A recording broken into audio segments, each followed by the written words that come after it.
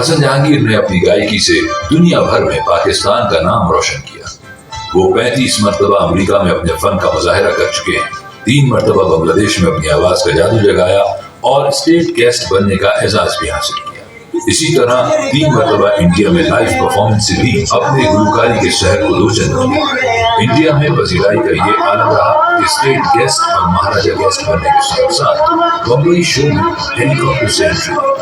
इसके अलावा वो चाइना, कोरिया और दीगर ममालिक का भी दौरा कर चुके हैं। हुकूमत पाकिस्तान ने साल 2023 में हसन जहांगीर को मौसीकी में मुनफरिद और जुदागाना खिदमात के एतराफ में सितारा इम्तियाज से भी नवाजा है। हसन जहांगीर ने मौसीकी का सफीर बनकर जहांगीरी करने के साथ साथ पाकिस्तान में इस फन की तरवीज के लिए अपना किरदार निभाते हुए कराची की कदीम तैमूरिया लाइब्रेरी में म्यूजिक एकेडमी की बुनियाद भी रखी, जहां पॉप म्यूजिक के साथ सूफी म्यूजिक की तालीम दी जाती है। आर्ट्स काउंसिल ऑफ पाकिस्तान के पहले मुंतखब सदर मोहम्मद अहमद शाह की सरबराही में आर्ट्स काउंसिल शो कमेटी और सादत जाफरी पाकिस्तान के ऐसे बाकमाल फनकारों की कदरदानी में पेश है। आज की ये तकरीब इसी सिलसिले की कड़ी है। आर्ट्स काउंसिल ऑफ पाकिस्तान अपना फर्ज निभाते हुए पाकिस्तान के टॉप 5 सुपरहिट पॉप गानों में से एक गाने के गुलकार हसन जहांगीर को आज खिराज तहसीन पेश कर रहा है। खुशबू बता रही है कि वो रास्ते में है, मौजे हवा के हाथ में उसका सुराग है। तो फोन किया, इससे पहले वाले डीसी को किया, मेहदी हसन खान साहब के मकबरे के लिए, फिर इसको मैंने किया, ये खुद गया करके मुझे तस्वीरें भेजी कि ये खान साहब का मशवरा। डिस्ट्रिक्ट सेंटर में मेरे साथ मैं खुद गया, लाइब्रेरियां रीडू की, उनको बनाया। ये हसन जहांगीर की एकेडमी की जगह और ये सारा कुछ ताज सलीम के लिए उसके किया। जिस आदमी आपके साथ रत्ती बराबर अच्छाई की है तो उसको एक्नॉलेज करें। वो कैसेट हमारा दोस्त जो है, जिसकी कैसेट कंपनी थी जुबैर मोती वाला, 2 लाख 4 लाख कैसेट निकाल के गाना भरा चला दिया। इंडिया में भी यही था, इसको थोड़ी पैसे मिलते थे। इसी तरह हमारा एक और आर्टिस्ट आज हमें उसे याद करना चाहिए, उमर शरीफ, बगैर टीवी, बगैर किसी वसीले के पूरे ग्लोब पे वो मशहूर हुआ। ठीक है, ये हसन की मिसाल और उमर की मिसाल है। इंडिया के साथ बिल्कुल हमारी ना कोई फिल्म जा सकती, लेकिन बकरा किस्तों पे उमर शरीफ की कॉमेडी, हसन जहांगीर, इन लोगों ने पूरा हिंदुस्तान जो है इनका मद्दा हो गया। लेकिन जो कमाल जो हसन जहांगीर का था, यकीन करें, जिनके मैं तो समझता हूँ जो जिस अंदाज से ये गाते थे उसमें जिनके सफेद बाल थे वो काले होने शुरू हो जाते थे। हम अपने सिंगर्स को अप्रिशिएट करते हैं, लेकिन हमें खुशी ज्यादा ये होती है कि हमारे हम असर है। अमेरिका हम टूर करने गए, उसमें वो रीमा शो था एक्चुअली, उसमें हसन जहांगीर भी थे, गुलाम मोहिद्दीन साहब, रैम्बो साहिबा और बाद में शायद मीरा भी आई थी।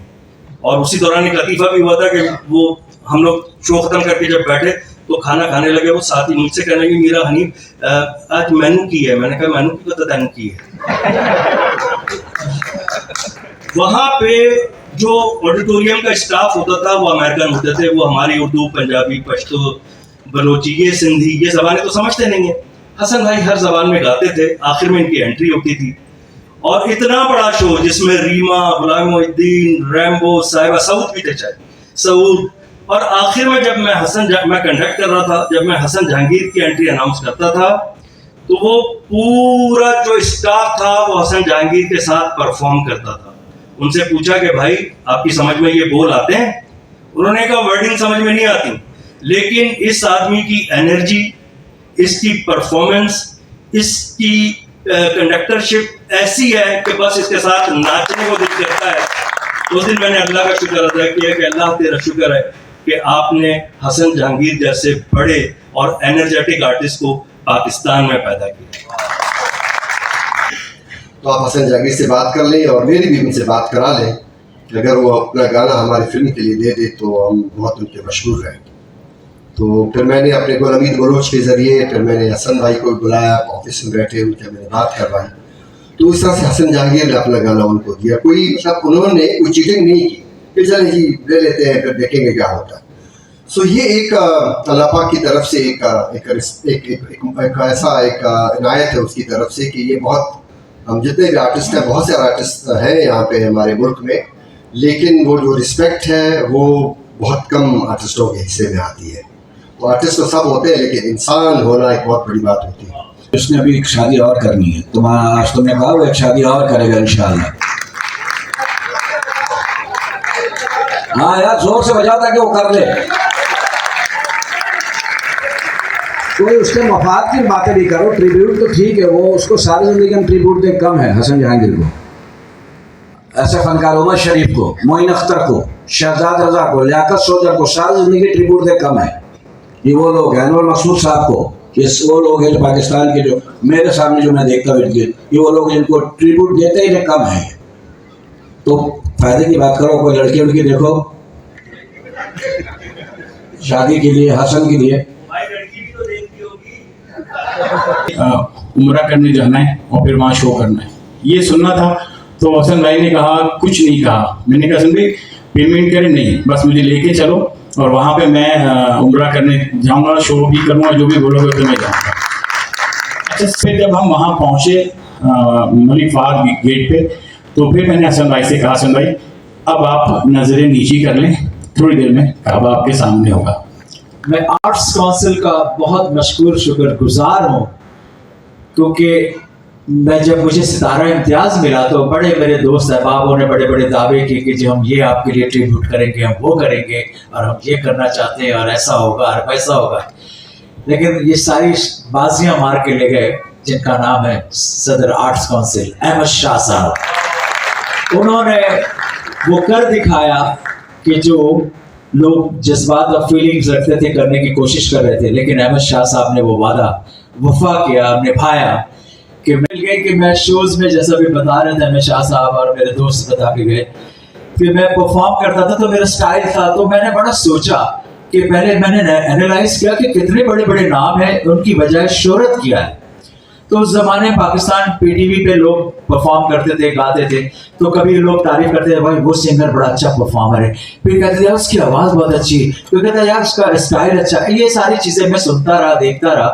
तो मैं अपने स्कूल में डिसाइड अपने सोचता था, पढ़ने के दौरान 6-7 में था, मेरे क्लासों में पढ़ता था, तो मैं डिसाइड करता था कि मुझे क्या करना है। और स्कूल में जब फ्री पीरियड हो तो टीचर कॉल कर देते, हसन जहांगीर गाना सुना।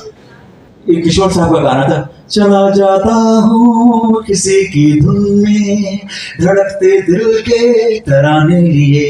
अब मैं ये गाना, फिर उसी तरह रुशी साहब का बड़ा मशहूर गाना था, दिल को जलाना है, दिल को जलाना हमने छोड़ दिया, छोड़ दिया, दिल को जलाना हमने छोड़ दिया, छोड़ दिया, फिरते थे मारे मारे तेरी गली में प्यारे, ले आना जाना हमने छोड़ दिया, छोड़ दिया। तो उन्होंने देखा तुम तो अच्छा गाते हो। तो उस जमाने में उस क्लब के बड़े मशहूर सिंगर थे, वो लोग गाया करते थे, छोटे छोटे शोज होते थे। उस जमाने में ड्रम नहीं था, हारमोनियम और भोपू वाले माइक होते थे, उसको बहुत बड़ी बात होती थी। और ड्रम होता नहीं था, कॉन्गो बोंगो में फंक्शन हो जाया करता था। तो मैं उनके साथ जाने लगा, तो मैं सामान लगा दिया करता था स्टेज पे। उन्होंने हारमोनियम इधर लगा दो और ये कॉन्गो यहाँ रख देना, और मैं जल्दी लगा के ऐसे खड़ा रहता था, तो लग गया। तो फिर मैं गाना शुरू, ये मैं चाह रहा हूँ कि ये बात आपको पता नहीं चली चाहिए, ये चीज़ें हकीकत से लोग मुँह चुराते हैं। तो मैंने जो स्ट्रगल किया, जो मैंने लाइफ फेस किया, मैं चाहता हूँ आपको पता चलना चाहिए। आज मुझे अल्लाह ने जिस मुकाम पे खड़ा किया, इसमें मैं अपने माँ बहन भाइयों दोस्तों का मशकूर और शुक्रगुजार हूँ। अल्लाह रब्बुल इज़्ज़त, अल्लाह मोहम्मद मुस्तफ़ा सल्लल्लाहु अलैहि वसल्लम का जन्नत पाक बारह इमाम के सदके में यहाँ खड़ा हूँ मैं आप लोगों के प्यार से। तो मेरी कोई हैसियत नहीं है, मेरी कुछ भी नहीं हूँ मैं, ये सिर्फ आप लोगों की दुआएं, उनका प्यार, उनकी मोहब्बत है। मैं फाइन आर्टिस्ट हूँ, बहुत अच्छा पेंटर हूँ मैं। कंधे पे सीढ़ी रख के मैं गोल्डन मार्केट से कमर हाउस जाता था, तो मेरे पास बड़ी बड़ी कंपनी के बोर्ड्स होते थे, वो मैं लिखा करता था धूप में खड़ा होकर, चश्मा लगाकर धूप इतनी होती थी तो मैं लिखता था और कंधे पे मैं लोगों के साथ में खाना डर से नहीं खाता था कि मेरे हाथ में कलर्स इतने होते थे कि मैं गंदे हो जाते थे हाथ, तो वो वॉश भी करे तो नहीं होता था, तो मैं खाना उनके साथ खाने में शर्माता था कि यार मेरे हाथ उनको नजर आएंगे, अजीब लगेगा। को सीने से लगा लूंगा तुमको मैं चुरा लूंगा तुमसे दिल में बसा लूंगा। अब मैंने उनको कहा ये गाना मैं गाऊंगा, उन्होंने जाकर खुद गा दिया। अब यकीन करें अब मेरे पास सिलेक्शन ही नहीं, अब गाने को नहीं, मैं 2-3 गाने तो याद थे, अब मैं बोलूं मैं क्या करूंगा, उन्होंने मुझे बुला लिया कि भाई अब आपकी बारी है। अब मैं सोचूं, मैं हाथ मर रहा हूँ कि मैं क्या करूंगा, बुला भी रहे, चांस भी मिल रहा है।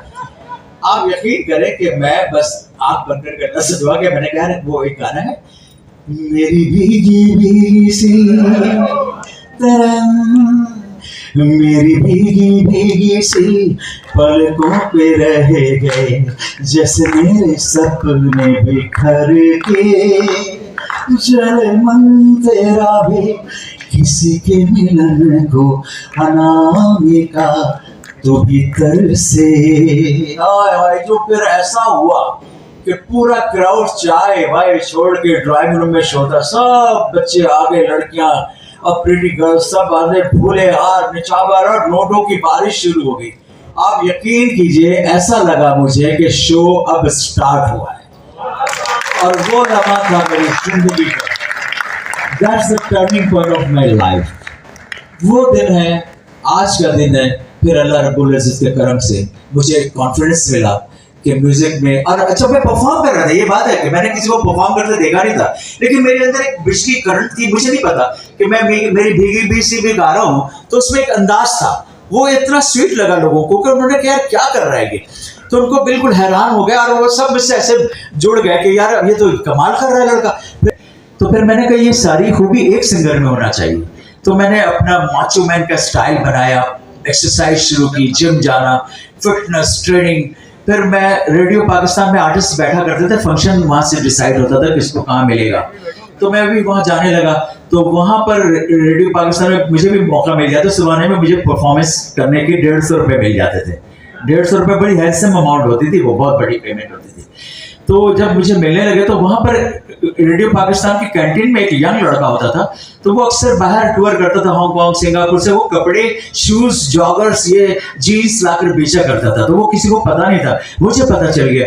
तो मैंने क्या अपना गेटअप चेंज किया, मैंने इससे जीन्स खरीद देता था, जॉगर्स ब्लू रंग के, गेटअप टी शर्ट ग्लासेस, तो मैं तो फिट एक पावर एनर्जी के साथ आ गया था। तो मैंने फिर स्टाइल बनाना शुरू किया, सोचना शुरू किया। तो ये जो भी बता रहे थे कि माइक लेके परफॉर्म करता था, तो फिर मैंने देखा जो सिंगर मेरे टाइम में गाने आते थे वो सूट बूट पहन के, टाई लगा के, हारमोनियम या गिटार लेके और माइक लेके खड़े होके बिल्कुल हिलते नहीं थे बेचारे, अपना गाते रहते थे। तो मैंने कहा यार ये काम नहीं करना है मुझे। मैं फिर लीड वाली माइक लेके मैं बीच में आ जाता स्टेज के ऊपर, और फिर मैं जब ये मुझे कॉन्फिडेंस मिला, लोग मेरे साथ डांसिंग तो गाना स्ट्रीमिंग डांसिंग शाउटिंग करना शुरू कर दिया। तो फिर मैंने सोचा यार इससे भी आगे कुछ करना है। तो मैंने गेटअप स्टाइल, मेरे पीछे से लोग पहचान जाते थे कैसे। मैंने भी आपको बताया कि मैं गाना म्यूजिक बाद में सीखा है, शोहरत मुझे अल्लाह रब्बुल इज़्ज़त ने पहले नवाज दिया कि मेरी शोहरत इतनी हो गई कि बाहर से लोग जानते थे हसन जहांगीर जा रहा है। तो इसकी लहरें कैसे लिखा कि मैं मेरी जितने भी गाने कॉम्पोजिशन हुए, या तो मैं ड्राइविंग, जैसे उस जमाने में स्कूटर थी मेरे पास ना, गाड़ी नहीं थी, तो मैं स्कूटर पे चल रहा था, तो स्कूटर चलाते हुए मैंने की चमके चित्ते की लपके स्मैश मारे जैसे कोई निकल जाए, इमरान खान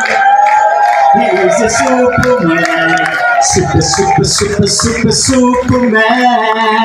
तालियां फिर जोरदार बजाए ना, ऐसे क्या बारिश की तरह, सुपरमैन। तो गाड़ी साउंड आते थे गोली का, तो बहुत इतना पॉपुलर हुआ है। नया है ये जमाना, lipstick nail polish powder scent मेरे लिए ला रहा हूँ। मेरे म्यूजिक डायरेक्टर भागे घर, उन्होंने कहा यार इसके वोकल मैं नहीं कराऊंगा। सलीम साहब है यहाँ के इंजीनियर है रिकॉर्डिंग के, वो इसकी गवाही देंगे। तो वो चले गए और वो बता रहे हैं मैं गा रहा हूँ बूथ पे। आज शालीमार स्टूडियो बहुत दूर थी, वोकल बूथ, वो समझ लो हाँ मोहम्मद यास। तो मैं आज ना दिल है दीवाना, रोक के चाहे लाख जमाना, कह देना ये दिल है दीवाना, डुडुम टाप टाप टाप डुडुडुडु।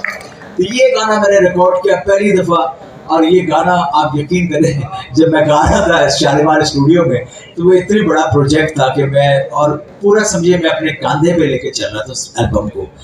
दिल जो तुझ पे आया है यार, फिर सब में बेस किक इन्होंने फिर सब में डाला। तो वो सारे गाने अजहर भाई ने, और वो एल्बम के तेरे गाने सुपर हिट है, लेकिन वजह शोहरत हवा में बनी, लेकिन सारे गाने हिट है। तो थैंक यू।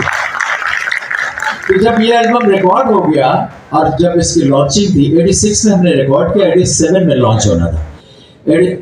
87 हाँ बैठा दीजिए, 87 में लॉन्च हुआ। तो ईद पे लॉन्च हुआ। उस जमाने में एक हमारे सिंगर थे जफर इकबाल जफरी साहब, उस उन्होंने पुराने गाने रिमिक्स किए थे, किशोर के, लता जी के, बड़े बड़े बहुत खूबसूरत गाते थे वो। तो उन्होंने वो एल्बम लॉन्च किया नई टेक्नोलॉजी के साथ, नया इंस्ट्रूमेंट, नया साउंड क्वालिटी के साथ। तो वो गाना जब नया लॉन्च हुआ तो हर तरफ बज रहा था, भूल जा मेरे दिल, ये सब जिधर जाऊं मैं बोलूं यार, मैं दुकानों में जा रहा हूँ कि यार मेरा गाना कहीं नहीं बज रहा, पोस्टर नहीं, और मैं समझने बिल्कुल मेरी मौत हो रही है। मैंने कहा अल्लाह मैंने इतनी मेहनत किया है यार, मेरा तो कुछ, फिर मेरे अंदर एक कॉन्फिडेंस जरूर अल्लाह ने दिया था। नाइट क्लब से लेके डे क्लब में हर तरफ दुनिया में ये तो मैं आप सबका बहुत मशहूर और शुक्रगुजार हूँ कि आप सब आए, बहुत इज्जत अफजाई की। तो फिर चाहूँगा कि सदर आर्ट्स काउंसिल मोहम्मद अहमद शाह साहब को